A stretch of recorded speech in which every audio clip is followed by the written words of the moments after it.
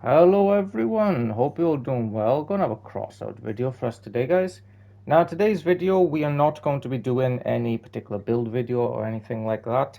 The main reason for that is because I feel like the topic of this video that I wanted to cover is a little bit too important to merely tag alongside your regular build video, because I want today to cover this in as full as an extent as possible, to be honest, because I feel like it is incredibly important for the health of CrossOut going forward that we discuss what has been implemented into the game here today. Now, for those who don't know, I'll just give you the highlights. Basically, the developers have introduced in the new mini battle pass a perfectly fused Quasar. The unique thing about this perfectly fused Quasar is that instead of the regular 3 fusions like you see by here, it has the option to get 4 fusions instead. Now, this might sound like a very small difference to someone who is new to the game, but I believe to the point where I am entirely certain that if the developers continue down this road, if they take it to its logical conclusion and do something similar with legendaries and relics, I pretty much know at this point that they will kill Crossout. Now, for those who are brand new to the game, I'll explain what is going on. Basically, in Crossout, you are able to fuse or upgrade weapons. Basically, you will sacrifice 3 weapons and you will get an upgrade from each of the 3 sort of trees here, if you will. So you get one here, one here, and here. As you can see, this has got one from each above. Now, this has been the case in Crossout for as long as I've been playing. I'm pretty sure it's been the case since the games came out, or at least close to it. Bear in mind now, I've been playing this game for 5.5 years at this point, pretty much non-stop, so I am incredibly experienced at it, and I know the community incredibly well at this point. So you've always been able to fuse, and you've always got pretty much the same fusions that you'll see here for the majority of weapons in the game. It might change a little bit with certain things, such as the projectile speed. Certain weapons, instead of having 25%, will have 15%, just because the projectile speed buff or the projectile speed fusion at that point, if it was 25%, would be incredibly overpowered. So the developers limited it to 15. Still a considerable upgrade, but it's not completely broken. So, but for the most part, you will get one of these 3 trees here when you upgrade to different extents. Pretty much always as you see, like it is here. Now, with the mini battle pass, as I said, we have the fuse Quasar introduced, but I'll get the Quasar in question here actually up now. So the Quasar in question, as I said, instead of 3 fusions, you've got 4. Now, this is an incredibly bad thing for the health of the game because, well, firstly, this 4 fusion Quasar is simply superior to the 3 fusion Quasar that has been introduced into the game previously. Quasars have been in the game for ages now. The fusion for them has been in the game for ages now. So if you are someone who has fused Quasars in the past, and now they introduced this new 4 fusion Quasar, this one is just superior to yours. Like me, for example, I fused this weapon maybe a month or 2 ago, so very recently in one of the events. I can't remember if it was a CrossOut Day event or if it was one of the mini battle pass or something, but I fused this recently, and now I feel very much hard done by because this Quasar with the 4 fusions is just better than mine, essentially. Now I'll explain why this 4 fusion Quasar is simply better in 2 senses, okay? So firstly, we've got the pure mathematics of it, in the sense that what they've done is that they've given you 100% of the first tree with the durability. The durability on a normal fusion is 10% anyway, so that doesn't change, that stays the same. With the second tree, they have given you the majority of 2 items within the second tree. So the damage fusion regularly is plus 5%, and the reload fusion regularly is 10% from the second tree, and they give you both of those. And then from the third tree, they've given you the majority of the projectile speed fusion. Instead, so the cap on the projectile speed for a normal Quasar is 25, this is 15. So if you take just the maths of it involved here, look at it this way. You've got, when you fuse a gun, normally in Crossout, you've got 9 fusions that you can get. You will be given 1 from each tree. So you'll be given 100% of 1 from each tree, essentially. So you get 300% total, if that makes sense. So for the durability, you'll be given 100% of that. Then you might get 100% of the reload, whereby it's 10%, and you get 100% for projectile speed at 25%, whatever it may be. With this quasar here, now I understand this is a lot of maths, but I want to explain completely why this is just better. And mathematically, this is one of the reasons. So, for this quasar, they've given us 100% of the fusion from the first tree. So that's fine. For the damage is, like I said, is usually 5. They've given us 4. That's 80% of the damage fusion. They've given us 90% of the reload fusion, because the reload fusion, like I said, is normally 10%. They've given us 9%. And for the projectile speed fusion, this is usually 25% plus 25%. They've given us 15, so they've given us 60% of projectile fusion. So if you do the general math, they've given us 100% of this, they've given us 80% of this, 90% of this, and 60% of this. Now my math is, that's 330% total compared to the 300% that you will get regularly if you fuse the quasars previously. So out of the 900% on offer, they've given you 330% of those 9 potential fusions with this weapon. So it's just mathematically better. Even if you weren't taking the mathematics into it, however, let's give a very simplified example here. So say if this fusion was changed slightly. So say if you tried to balance it slightly. So for example, if they gave you 100% of the durability fusion, and they gave you 100% of the projectile fusion. So they gave you 100% from the first and the third tree, and they split the second tree evenly. So say instead of damage, now the damage cap, as we've said, is 5%. Say if they gave us half of it, and they gave us half of the fusion from the reload speed. So let's say this would be 5 and this would be 2.5, for example. So that means that they're still giving you 300% of the fusions on offer overall, but they've split the middle tree, so you now get half of 2 of them instead of all of 1 of them. If they did that, this quasar would still be better from a gameplay perspective. Because for those who really know the game, you'll know that if you want the damage fusion is better if you're darting in and out of cover. Because if you're darting in and out of cover on a build, you will be fully reloaded most of the time anyway before the fight starts. If you've got a reload fusion, that is better when you are out in the open and you are constantly fighting the same enemy and no one's going into cover. If you're fighting the guy right in front of you, a reload speed fusion is better. If you are jumping in and out of cover against a guy, a damage fusion is better.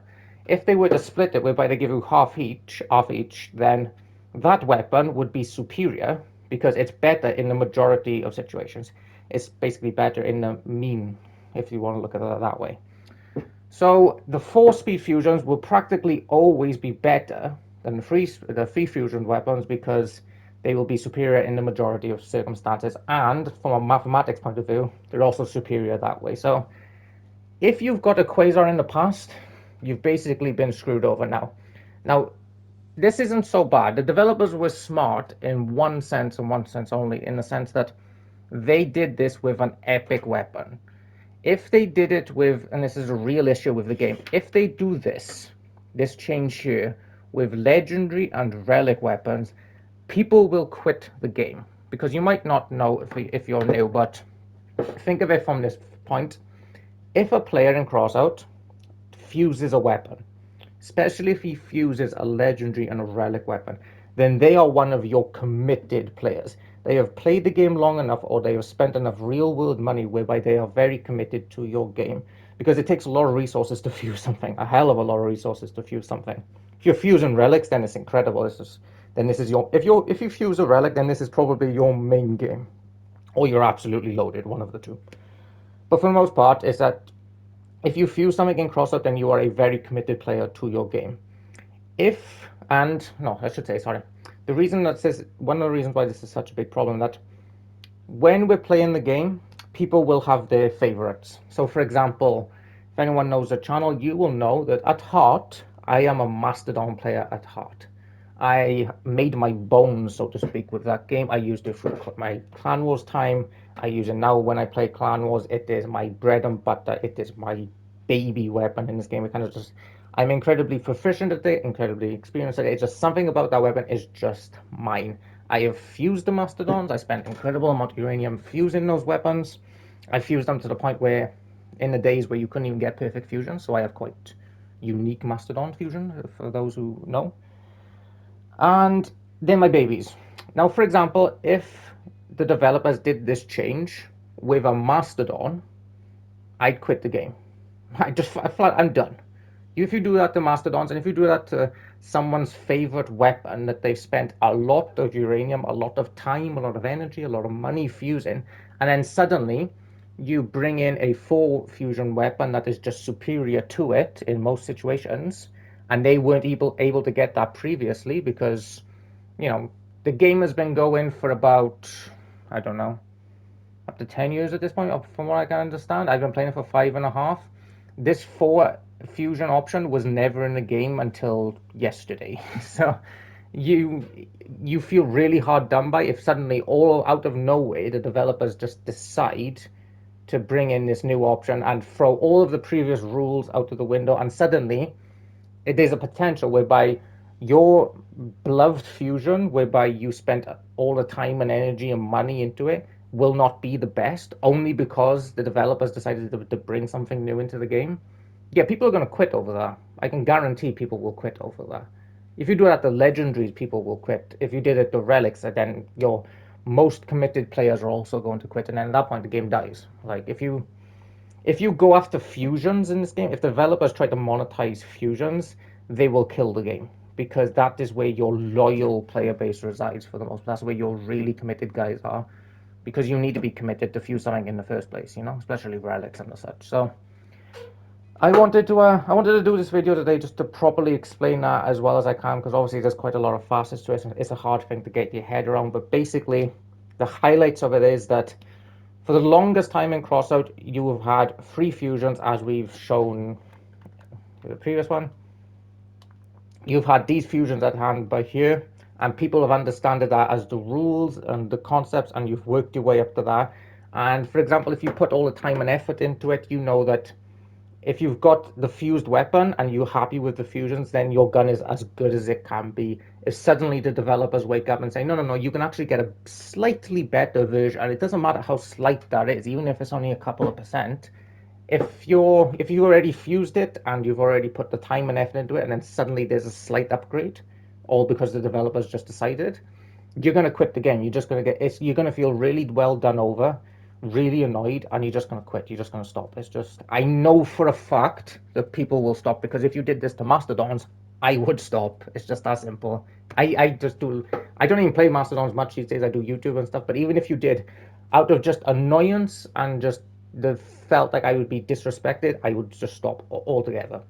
And this will kill the game if you do this, Dev. So please, for the love of God, do not do this with any more weapons, because if you go after fusions to monetize, you are really playing with fire, because that's where your heart and soul of your game resides. That's where most of your money comes from. If you piss these people off, if they leave, you're done.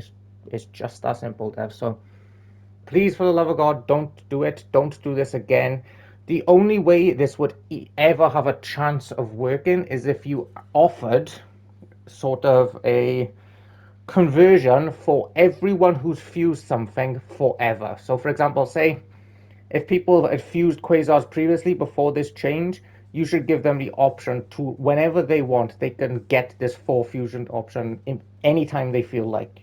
I believe they did something with the Icaruses, something similar with the Icaruses quite a while back, and I feel like that's the only way where this is even partially like acceptable.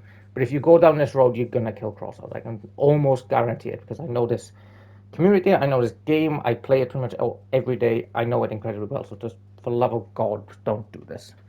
So yeah, that's pretty much it for today, guys. I didn't want to, like I said, tag that along to another video. I wanted to explain this as well as I could.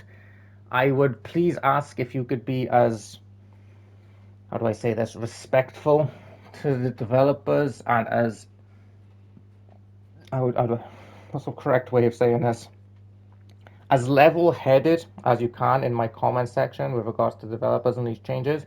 But please, by all means, if you do feel hard done by these changes, if you also feel like this is a very bad idea, comment in the video, because I really want to emphasize to the developers how bad an idea this is and how it will cause people to leave. Just whether it be a comment or like in someone else's comment, but please let the developers know how bad a change this is, because I feel like it's honestly terrible. If they take this to its logical conclusion and do this with legendaries or relics, then the game is done, in my opinion. So so please be as respectful as you can. Also, I don't want any future videos from Shock, so please just watch what you say for as much as you can. And anything else, actually? Oh, actually, yeah, I'm gonna go downstairs actually now. I'm gonna stop this thing, go downstairs, get a glass of water, because I've been talking for the last 15 minutes and I'm running out of oxygen, to be honest. My throat is killing me because there's a bloody heat wave. I'm gonna spend like a couple of minutes after this talking about Shock and the drama with regards to that, and then the video will be pretty much over. But yeah, thank you all for watching, guys, and I hope you all enjoy. Okay, so finally, like I said, I wanted to just cover the Shock Radio situation and go over kind of a summary of it for those who are interested. Now, for those who don't know, basically what has kind of annoyed me about Shock is that once he called the community toxic, I obviously mentioned that on my channel. Now, a bunch of my commenters, naturally, because Shock had just called him toxic, weren't exactly pleased with Shock Radio, and they might have said some things that weren't too nice in my comments section. Now, for those who know, I always remove like really nasty comments from my comment section, because I just kind of feel like it's the right thing to do. Now, that video got quite a lot of comments, so I didn't actually have time in a timely manner to check them all to see if any of them were particularly like offensive. Most of them weren't, to be honest. Most of them were completely fine, in the sense that they just kind of said that Shock was bad at the game and that he didn't have any particularly good opinions, which isn't offensive. That's just their opinion, you know. But anyway, Shock obviously then makes a response video to my about my commenters, basically, and he responds to them in like a 38-minute long bloody video. And he has a go at me as well for not removing those comments. So to be nice, I remove the anything that, if it's like a slight criticism of Shock, I remove those comments. You know, I figured I just play it safe. I don't want any BS with the video being flagged or YouTube getting involved or anything like that. So I wanted to play it really safe and got rid of the more sort of aggravated comments towards Shock. Let's just say that. Well, then after not after, but he also has a go at me for censoring comments. So I was like, okay, so you were mad at what my commenters said, so I took down the comments. But then you criticize me for removing comments, and you have a go at me for being British with the fact of regards in censoring. So I really can't win with this guy. I'm kind of damned if I do, if damned if I don't. And the reason I wanted to do the summary at the end is because I was told yesterday that Shock Radio, the two videos, the one stream whereby he had to go at everyone, and the second stream where he had to go at me and my commenters, he has made both of those videos private and only accessible to like channel members or something. I'm not even sure how that works. So he has to go at my comment. What I'm really quite annoyed about is that he had to go at my commenters. To be nice, I took the comments down. He has to go at me for censoring, and then has to go at my country for censoring, and then he himself basically censors his own video, whereby he makes it inaccessible to the vast majority of YouTube. So it's just feels incredibly hypocritical, and just I don't understand why he went after me like this at all. To be honest, I'm really quite aggravated, and I honestly feel like I deserve an apology from this guy, because I just said what he said, and I never, not once during this entire thing, did I say a single bad thing about the guy. And he's just really gone in on me. And then at the very end of it, not only does he have a really bad go at me, but he does something far worse than I do by censoring, by taking down mean-spirited comments, in the sense that he just completely takes his video off of YouTube, essentially. And the only people who can access it are people who are naturally biased towards him. So yeah, I'm really annoyed about the entire situation. I did see the part where he mentioned that he didn't mean to have a go at the community or have a go at my content specifically, but to be honest, I don't really care. Like, if you're a grown adult, especially if you make YouTube videos, you gotta watch what you say. It's not what you mean to say at the end of the day, it's what you actually say. If you say that someone is toxic, and if you say that someone, makes low effort material and everything, then you are accountable for those words. And if it bites you in the ass, then that's your fault, which it very much has bit them in the ass. So Yeah, honestly, I would like to thank everyone for their support on my videos. People have been quite nice to me with regards to liking my comments, liking my content and whatnot. So thank you all for your support. But I'm just incredibly just sick of this guy, and I really feel like he owes me an apology over this one because I could absolutely tear his content and his personal life apart if I wanted to, but I don't. So yeah, thank you all for watching, guys. Like I said, thank you for watching this video as well and listening to me talk about this fusion. I really think this is a huge issue for Crossout, and yeah, I'll catch you all for tomorrow's video.